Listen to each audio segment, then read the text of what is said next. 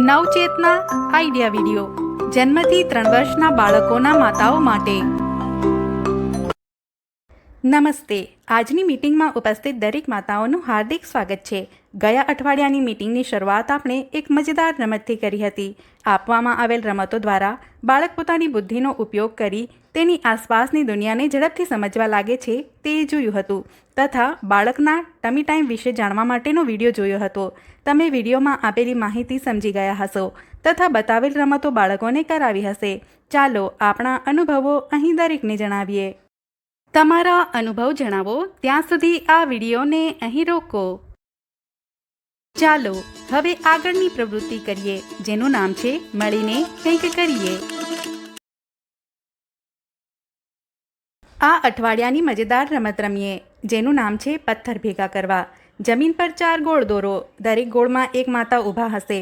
વચ્ચે મોટું ગોળ દોરો જેમાં 6 પથ્થર મૂકો। લીડર માતા દ્વારા 1, 2, 3 કહેવાની સાથે દરેક માતાએ દોડીને પથ્થર ઉપાડી પોતાના ગોળમાં લાવીને મૂકવાના છે। જે સૌથી વધુ પથ્થર ભેગા કરશે તે જીતી જશે। આ મજેદાર રમત રમો ત્યાં સુધી વિડીયોને અહીં રોકો। આશા છે આ રમત રમવામાં દરેક માતાને મજા આવી હશે। ચાલો હવે આગળની પ્રવૃત્તિ કરીએ જેનું નામ છે કંઈક નવું શીખીએ। આપણને એવું લાગે છે કે બાળકોના દૂધિયા દાંત સાફ કરવાની જરૂર નથી, પરંતુ તે ખોટું છે।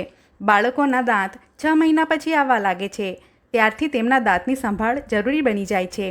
ચાલો આ વિડીયોની મદદથી સમજીએ કે બાળકોના દાંતની સફાઈ ક્યારે અને કેવી રીતે કરીએ।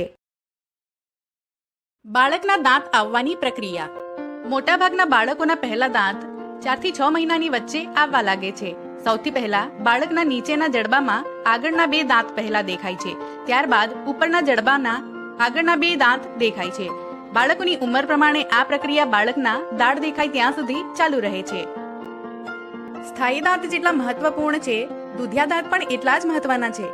તેથી દાંત બહાર આવવાનું શરૂ થાય તે દિવસથી જ તમારે બાળકના દાંતની કાળજી લેવાનું શરૂ કરવું પડશે। બ્રશ કરવાની સાચી રીત।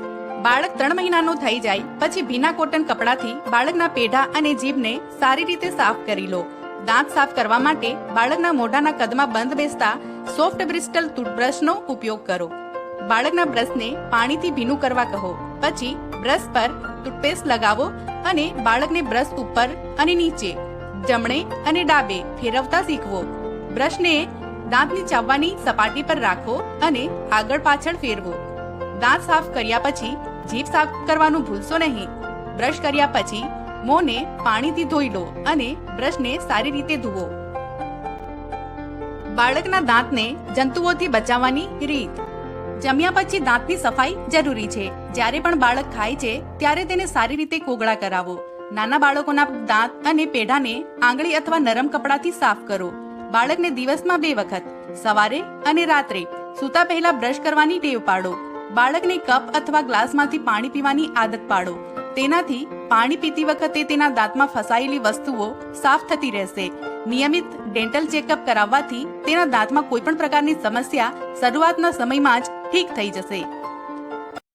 આ જાણકારી સમજીએ ત્યાં સુધી વિડીયોને અહીં રોકો। આ જાણકારીનો ફાયદો તમને કેવી રીતે થઈ શકે છે દરેક માતા સમૂહમાં જણાવે। ચાલો હવે આગળની પ્રવૃત્તિ કરીએ જેનું નામ છે ઘરે જઈને બાળકોને કરાવો। બતાવેલ પ્રવૃત્તિઓમાં બાળક આસપાસની વસ્તુઓ લોકોને અપનાવતા શીખે છે, જેમ કે બાળકો સાથે રમવું, ખાસ વ્યક્તિ અથવા રમકડા પસંદ કરવા, મિત્રો અથવા ઘરના સભ્યો પ્રત્યે પ્રેમ દર્શાવવો। આ ઉંમરે બાળક બીજા લોકો સાથે રમવાની મજા માણવા લાગે છે। આ ઉંમરે બાળકને કોઈ ખાસ વ્યક્તિ કે રમકડા સાથે લગાવ થાય છે।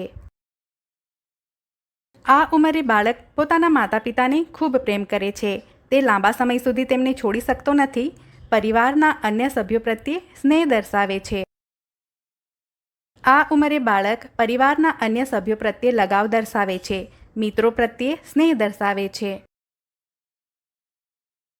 બાળકની ઉંમર પ્રમાણેની રમતને સમજવા માટે વિડીયોને અહીં રોકો। આશા છે તમને તમારા બાળકની ઉંમર પ્રમાણે બાળકને કઈ રમત રમાડવાની છે તે સમજાઈ હશે। આવતા અઠવાડિયાની મીટિંગ થાય ત્યાં સુધી દરરોજ થોડો સમય કાઢીને તમારા બાળકને જરૂરથી રમાડો. આજની પ્રવૃત્તિઓ અહીં પૂરી થાય છે. આવી જ નવી જાણકારીઓ અને પ્રવૃત્તિઓ સાથે આવતા અઠવાડિયે ફરી મળીશું.